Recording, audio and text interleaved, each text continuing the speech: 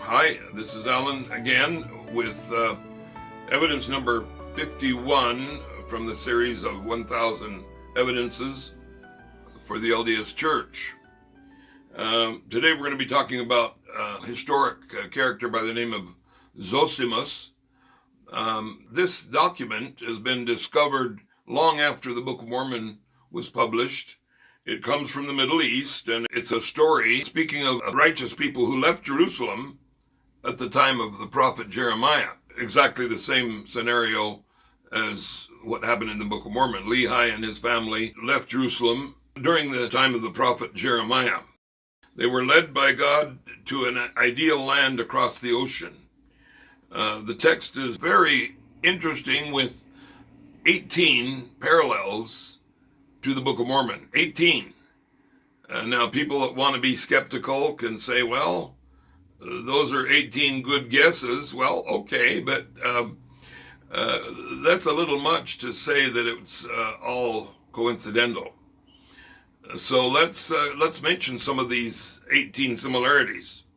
Book of Mormon talked about the fact that the Nephites and the Lehites traveled through a desert. 1 Nephi chapter 2, verse 4. They were led by prayer and by faith. 1 Nephi chapter 1, verse 5, chapter 11, verse 3. They wandered through a dark and dreary waste. Chapter 8, verse 7. Being caught away to the bank of a river. Chapter 8, verse 13. Crossing the other side of the river, or abyss. In chapter 8, verse 23. Passing through a great mist. All of these are features of Lehi's dream. Chapter 8, verse 23. Coming to a tree whose fruit was most sweet above all. Chapter 8, verse 11. This is also in another parallel in the Narrative of Zosimus.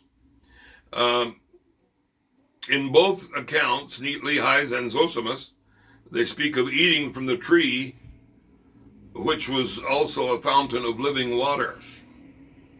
In the Book of Mormon, it's in chapter 11, verse 25. Both were greeted by an escort.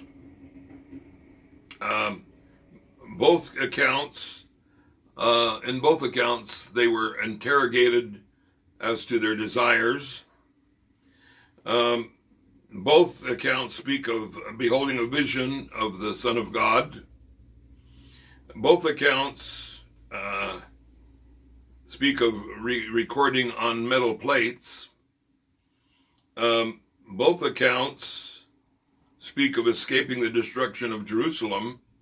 We mentioned escaping Jerusalem, but this one deals with the escaping the destruction of Jerusalem, being led to a land of promise, a land of great abundance due to their righteousness. In the Book of Mormon, they called this land of promise bountiful, or parts of the land. They spoke of constant prayer, which is mentioned in Book of Mormon, Alma chapter 34, verse 21. Living in chastity, Jacob chapter 2, verse 25 to 28. Receiving word about the wickedness of Jerusalem. This happened in the Book of Mormon and in the Narrative of Zosimus, in Nephi chapter 10, verse 11. And a final parallel would be that mercy was to be extended to the inhabitants of Jerusalem. All of these points are analyzed and discussed in an article, a scholarly study done by John W. Welch in periodical entitled BYU Studies, Volume 22, 1982, pages 311 to 322. Thanks for watching, and we'll be back with episode number 52.